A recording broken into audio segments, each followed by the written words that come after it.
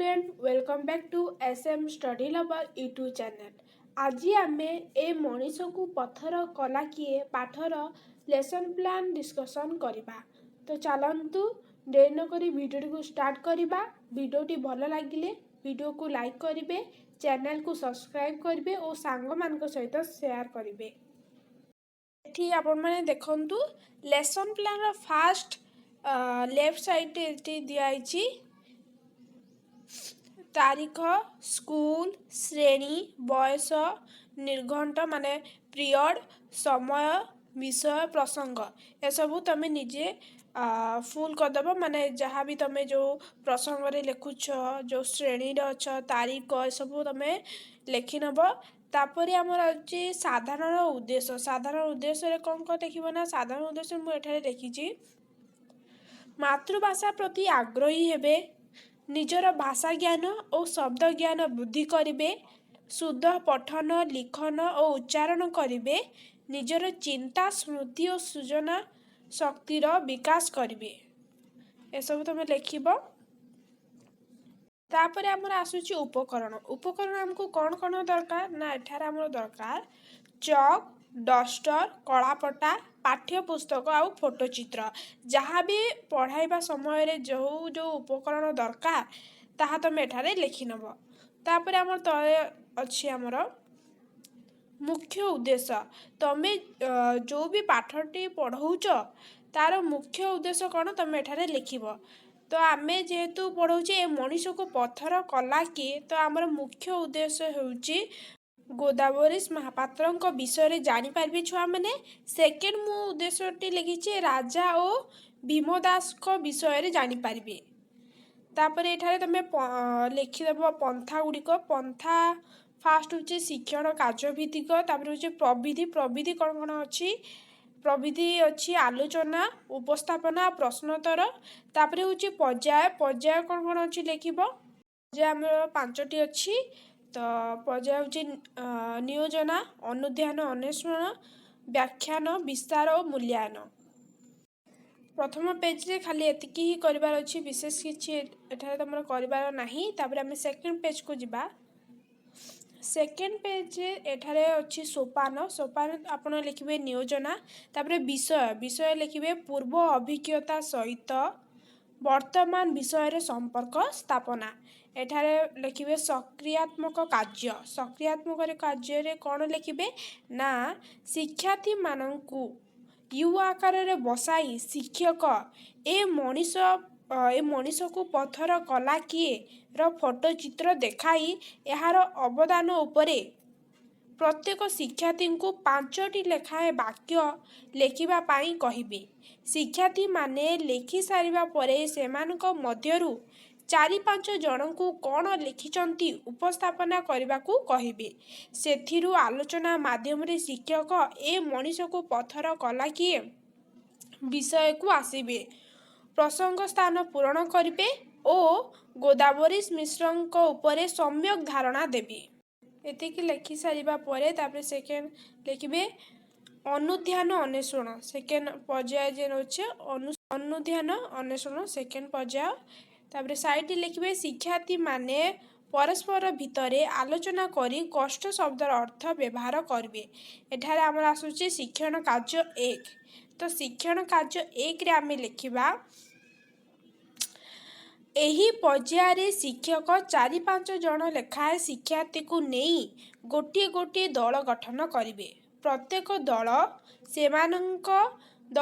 सेमानक साहित्य बहिर 77 पृष्ठा 78 पृष्ठा द्वितीय अनुच्छेद पर्यंत निरपरे पढ़िबे। सेथिरे थिबा कष्ट शब्द गुड़ी को निज निज भितरे आलोचना करी अर्थ बाहर करी विषयटा को बुझिबाकू चेष्टा करिवे। आवश्यक पड़िले गोटे दलर दलपति अन्य दलर सहायता नहीं पारंती। एतिकी लिखि सारा पर सेकेंड पेज लास्ट आमर कलापट कार्य। कलापट कार्य रे केते गुडे कॉलेज चित्र करने कही था आ केते गुडे कॉलेज तुम प्रैक्टिकल जो प्रैक्टिकल एग्जाम हुए से ही समय करिबो। तो मु एठारे करिनी कलापट कार्य खाली प्रसंगर ना लिखि देछि। तुम जदि କଲେଜରେ କହିଛନ୍ତି ତାହେଲେ ତୁମେ କରିବ, ନହେଲେ ପ୍ରାକ୍ଟିକାଲ ସମୟରେ ବି କୁହନ୍ତି କି କରିକି ଆଣିବ ଏକ୍ଜାମରେ, ତ ସେଇ ଅନୁସାରେ ତୁମେ କରିବ। ତାପରେ ନେକ୍ସଟ ପେଜ୍ ଆମେ ଲେଖିବା ନା ହେଇ ତୁମେ ସାଇଡ଼ରେ ବ୍ୟାଖ୍ୟାନ ଲେଖିବ। ତାପରେ ଲେଖିବ ଶିକ୍ଷାର୍ଥୀମାନେ ଉଦାହରଣ ବ୍ୟାକରଣ ଓ ଚିତ୍ର ଆଙ୍କି ଶବ୍ଦର ଅର୍ଥ ବୁଝାଇ ପାରିବେ।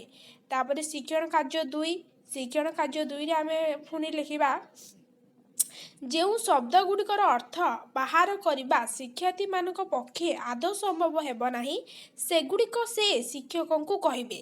ଶିକ୍ଷକ ସେଗୁଡ଼ିକୁ ତାଲିକା କରିବେ। ପ୍ରତ୍ୟେକ ଦଳକୁ ଗୋଟିଏ ଗୋଟିଏ ଶବ୍ଦକୋଷ ଦେବେ। ଶିକ୍ଷାର୍ଥୀମାନେ ସେହି ଶବ୍ଦଗୁଡ଼ିକର ଅର୍ଥ ବାହାର କରିବେ। ପାଠ୍ୟପୁସ୍ତକରେ ଥିବା ବିଷୟର ପରିପ୍ରେକ୍ଷୀ ଏହାର ବ୍ୟବହାର ସେହି ଅନ୍ୟାନ୍ୟ କେଉଁ ପରିପ୍ରେକ୍ଷୀରେ କିଭଳି ବ୍ୟବହାର ହୋଇପାରିବ ତାହା ବୁଝିବେ।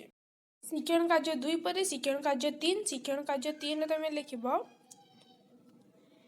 ଏହି ପର୍ଯ୍ୟାୟରେ ଶିକ୍ଷକ ଶିକ୍ଷାର୍ଥୀଙ୍କୁ ପ୍ରାନ୍ତର, ଅମରାବତୀ, ବିଶାଳ ଇତ୍ୟାଦି ଶବ୍ଦର ଅର୍ଥ ଓ ବ୍ୟବହାର ବ୍ୟାଖ୍ୟା କରିବା ପାଇଁ କହିବେ। ଏଥିପାଇଁ 5 ମିନିଟ୍ ସମୟ ଦିଆଯିବ। ପ୍ରତ୍ୟେକ ଦିନ ଏଠାରେ ଟିକେ ସ୍ପେଲିଂ ମିଷ୍ଟେକ୍ ଅଛି। ଏଠାରେ ହେବ ପ୍ରତ୍ୟେକ ଦିନ ନହି ପ୍ରତ୍ୟେକ ଦଳ ନିଜ ଭିତରେ ଆଲୋଚନା କରି ଦଳଗତ ମାଧ୍ୟମରେ ଉତ୍ତର କହିବେ। ବୁଝାଇବା ବେଳେ ସେମାନେ ଉଦାହରଣ ଦେବେ, ବାକ୍ୟ ଗଠନ କରି କହିବେ, ଏପରିକି ଚିତ୍ର କରି ମଧ୍ୟ ବୁଝାଇ ପାରିବେ। ଶିକ୍ଷକ କେବଳ ଆଲୋଚନାକୁ ଆଗେଇ ନେବେ, ଆବଶ୍ୟକ ସ୍ଥଳେ ଉଦାହରଣ ଦେଇପାରନ୍ତି, ମାତ୍ର ସିଧା ଅର୍ଥ କହିବେ ନାହିଁ। ଶିକ୍ଷଣ କାର୍ଯ୍ୟ 3 ପରେ ସାଇଡ଼ରେ ଓଡ଼ିଆ ଶବ୍ଦକୋଷ ମାନେ ଏଠାରେ ତୁମେ ମାନେ ଯେଉଁ ବି ଏଇ ମଣିଷକୁ ପଥର କଲା କିଏ ପାଠର ଯେଉଁ ବି କଷ୍ଟ ଶବ୍ଦ ଗୁଡ଼ିକ ତୁମେ ବାଛିକି ଏଠାରେ ଲେଖିବ। ତାପରେ ଆମେ ନେକ୍ସଟ ପେଜକୁ ଯିବା। ତାପରେ ଶିକ୍ଷଣ କାର୍ଯ୍ୟ 4 କାଣା ନା 4 ଲେଖିଛି ଏଠାରେ ଶିକ୍ଷକ ପ୍ରତ୍ୟେକ ଦଳକୁ ସମାନ ପ୍ରଶ୍ନ ଦେବେ। ପ୍ରତ୍ୟେକ ଦଳ ନିଜ ନିଜ ଭିତରେ ଆଲୋଚନା କରି ଉତ୍ତର ପ୍ରସ୍ତୁତ କରିବେ ଏବଂ ଉପସ୍ଥାପନା ପରେ ଶିକ୍ଷକ ସଂକ୍ଷେପଣ କରିବେ। ତାପରେ ପ୍ରଶ୍ନପଦ ଯେଉଁଗୁଡ଼ିକ ବି ମୁଁ ଏଠାରେ 4ଟି ପ୍ରଶ୍ନ ନେଇଛି। ତୁମେମାନେ ଚାହିଁଲେ ଅଧିକ ବି ନେଇପାରିବ, କମ୍ ବି ନେଇପାରିବ। ମିନିମମ୍ 3ଟା ତ ହେବା କଥା, 2ଟାରେ ଭଲ ହେବ ନାହିଁ, 4ଟା ହେଲେ ଟିକେ ବେଶୀ ଭଲ ହେବ। ପ୍ରଥମ ପ୍ରଶ୍ନ ମୁଁ ଏଠି ଲେଖିଛି ପାହାଡ଼ ତଳ ବଣଭୂଇଁ କି ସଫା କରାଗଲା କାହିଁକି? ସେକେଣ୍ଡ ହେଉଛି ସେଇ ଶବ୍ଦ କିଏ ଓ କିପରି ସୃଷ୍ଟି କରିଥିଲା? 3 ନମ୍ବର ପ୍ରଶ୍ନ ହେଉଛି ରାଜା ପାହାଡ଼ କୋଳରୁ କେଉଁ ଶବ୍ଦ ଶୁଣିବାକୁ ପାଇଲେ? 4 ନମ୍ବର ପ୍ରଶ୍ନ ହେଉଛି ସେ ପାହାଡ଼ର ନାଁ କ'ଣ? ତାପରେ ଦେଖ ସାଇଡ଼ରେ କଳାପାଠ କାର୍ଯ୍ୟରେ ତୁମେ ସଂକ୍ଷେପଣ ଲେଖିବ। ସଂକ୍ଷେପଣରେ କ'ଣ ଲେଖିବ ନା ଯେଉଁ ପ୍ରଶ୍ନ ଗୁଡ଼ିକ ଲେଖିଛ ତାହାର ହିଁ ଉତ୍ତର ଲେଖିବ। ତୁମେ ଏଠାରେ ଫାର୍ଷ୍ଟ ପ୍ରଶ୍ନର ଉତ୍ତର ଲେଖିଛି ରାଜା ନଅର ତୋଳାଇବା ପାଇଁ ରାଜାଙ୍କ ଆଦେଶରେ ପାହାଡ଼ ତଳେ ସଫା କରାଗଲା। ସେକେଣ୍ଡ ପ୍ରଶ୍ନର ଉତ୍ତର ମୁଁ ଲେଖିଛି ସେହି ଶବ୍ଦଟି ଭୀମଦାସର ପଥର କଟା ଶବ୍ଦ ଥିଲା। 3 ନମ୍ବର ପ୍ରଶ୍ନର ଉତ୍ତର ହେଉଛି ରାଜା ପାହାଡ଼ କୋଳରୁ ଠକ୍ ଠକ୍ ଶବ୍ଦ ଶୁଣିବାକୁ ପାଇଥିଲେ। 4 ନମ୍ବର ପ୍ରଶ୍ନର ଉତ୍ତର ହେଉଛି ସେ ପାହାଡ଼ର ନାଁ ଥିଲା ଗଡ଼ ପର୍ବତ। ତାପରେ ଆମେ ନେକ୍ସଟ ପେଜକୁ ଯିବା। ଏଠି ତାପରେ ଲେଖିବା ବିସ୍ତାରଣ। ତାପରେ ଲେଖିବ ଶିକ୍ଷାର୍ଥୀମାନେ ପ୍ରଶ୍ନର ଉତ୍ତର ବିସ୍ତାରିତ ଭାବରେ ଦେବେ। ତାପରେ ଶିକ୍ଷଣ କାର୍ଯ୍ୟ ଏହି ପର୍ଯ୍ୟାୟରେ ଶିକ୍ଷକ ଏକ ଉକ୍ତି କାର୍ଡ଼ ପ୍ରତ୍ୟେକ ଦଳକୁ ଦେବେ। ପ୍ରତ୍ୟେକ ଦଳ ଉକ୍ତ ଉକ୍ତି କାର୍ଡ଼ଗୁଡ଼ିକୁ ନିଜ ଦଳରେ ଆଲୋଚନା କରି ବିସ୍ତାରିତ ଭାବରେ ବର୍ଣ୍ଣନା କରି ଲେଖିବେ। ଏହାପରେ ପ୍ରତ୍ୟେକ ଦଳର ଦଳପତି ଉତ୍ତର ଉପସ୍ଥାପନା କରିବେ। ଏହାପରେ ଶିକ୍ଷକ ସଂକ୍ଷେପଣ କରିବେ। ଉକ୍ତି କାର୍ଡ଼ ଲେଖିବ। ଉକ୍ତି କାର୍ଡ଼ ନିମ୍ନଲିଖିତ ଉକ୍ତିଗୁଡ଼ିକ ମାଧ୍ୟମରେ ଲେଖକ କେଉଁ ସୂଚନା ଦେଉଛନ୍ତି ସେଗୁଡ଼ିକ ନିଜ ଭାଷାରେ ବିସ୍ତାରିତ ଭାବରେ ବର୍ଣ୍ଣନା କର।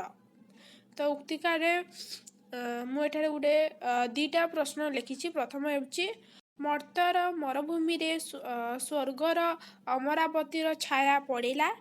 ସେକେଣ୍ଡ ହେଉଛି ରାଜା ମନକୁ ମନ ଅର୍ଥକୃତ ପ୍ରଶ୍ନ କଲେ ଏ ମଣିଷକୁ ପଥର କଲା କିଏ? ସେଇଠି ପୁଣି ସଂକ୍ଷେପଣର ସେଇ ଉତ୍ତର ହିଁ ତମେ ଲେଖିବ।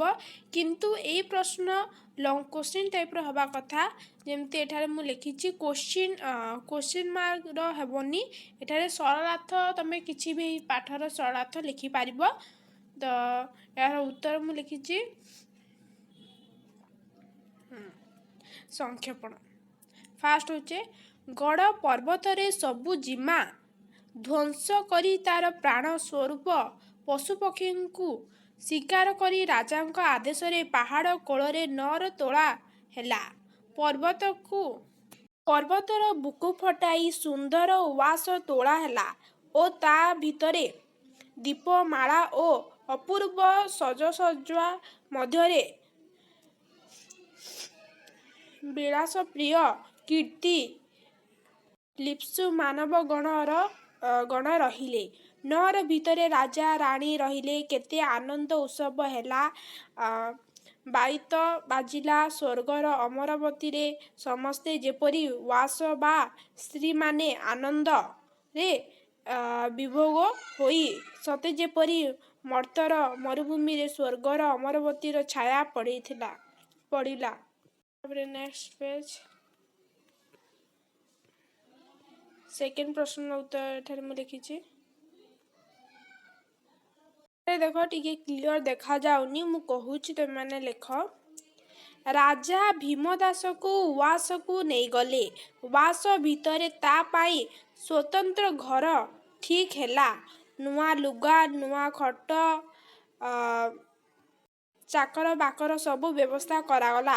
ତାକୁ ରାଜା ସମ୍ମାନ ଦିଆଗଲା। ରାଜା ଦେଖିଲେ ଗୋଟିଏ ସ୍ଥାନରେ ବସି ସେ ତାର ପଥର କଟା ହତିଆର ସବୁ ସଜାଡ଼ିବାରେ ଲାଗିଛି। ରାଜାଙ୍କୁ ଆଗରେ ଦେଖି ସେ ଚମକିଲା ନାହିଁ କି ସମ୍ମାନ ଦେଖାଇବା ପାଇଁ ଉଠି ଠିଆ ହେଲା ନାହିଁ। ରାଜା କେତେ ସମୟ ନୀରବରେ ଠିଆ ହେବା ପରେ ମନକୁ ମନ ଅତର୍କିତ ପ୍ରଶ୍ନ କଲେ ଏ ମଣିଷକୁ ପଥର କଲା କିଏ? ଏଠାରେ ଉକ୍ତିକାର କାର୍ଯ୍ୟ ତମର ଶେଷ ହୋଇଯାଉଛି। ତାପରେ ଲବ୍ଧ ଜ୍ଞାନର ପ୍ରୟୋଗ ଲେଖିବା। ମୂଲ୍ୟାୟନ ପାଇଁ ଦିଆଯାଇଥିବା ପ୍ରଶ୍ନାବଳୀ ପ୍ରତ୍ୟେକ ଶିକ୍ଷାର୍ଥୀମାନେ କାହା ସହ ପରାମର୍ଶ ନ କରି ନିଜ ନିଜ ଭିତରେ ଉତ୍ତର କରିବେ ଓ ସାଥୀମାନଙ୍କରୁ ଉତ୍ତର ମିଳାଇ ନିଜର ଭୁଲ ଥିଲେ ଠିକ୍ କରିବେ। ନେକ୍ସଟ ପେଜ। ଏଠାରେ ଲାଷ୍ଟ ପ୍ରଶ୍ନାବଳୀ ମୁଁ କରିଛି। ଦିଆଯାଇଥିବା ଶବ୍ଦଗୁଡ଼ିକର 2ଟି ଲେଖାଏଁ ପ୍ରତିଶବ୍ଦ ଲେଖ। ପାହାଡ଼ର ଫୁଲ, ପକ୍ଷୀ, ଗଛ। ସେକେଣ୍ଡ ପ୍ରଶ୍ନ ମୁଁ ଏଠାରେ ଖସ୍ତମ୍ଭ ବାଲା ଦେଇଛି। ଏମିତି ତମେ ଚାହିଁଲେ ଅଲଗା ପ୍ରଶ୍ନ ବି ଦେଇପାରିବ। ଚାହିଁଲେ ଆହୁରି ମଧ୍ୟ ପ୍ରଶ୍ନ ଦେଇପାରିବ। ମୁଁ ଏଠାରେ 2ଟି ପ୍ରଶ୍ନ ଦେଇଛି। ତାପରେ ଶେଷ ଗୃହ କାର୍ଯ୍ୟରେ ମୁଁ ଫାଷ୍ଟ ଦେଇଛି ଭୀମଦାସ ପରି ଚରିତ୍ର ଥିବା ଅନ୍ୟ କୌଣସି ଗଳ୍ପ ଖୋଜି ପଢ଼। ସେକେଣ୍ଡ ଦେଇଛି ପରିବେଶ ନଷ୍ଟ କରି ବଡ଼ ପ୍ରାସାଦ ତିଆରି କରିବା ଘଟଣାକୁ ନେଇ ଗଳ୍ପଟିଏ ଲେଖ। ଏଠାରେ ଆମର ଲେସନ୍ ପ୍ଲାନ୍ଟି ଶେଷ ହେଉଛି। ଆଶା କରୁଛି ଆପଣମାନଙ୍କୁ ଏହି ଲେସନ୍ ପ୍ଲାନ୍ଟି ବହୁତ ଭଲ ଲାଗିଥିବ। ଭିଡ଼ିଓଟି ଭଲ ଲାଗିଥିଲେ ଭିଡ଼ିଓକୁ ଲାଇକ୍ କର, ଚ୍ୟାନେଲକୁ ସବସ୍କ୍ରାଇବ୍ କର ଓ ସାଙ୍ଗମାନଙ୍କ ସହିତ ସେୟାର କର।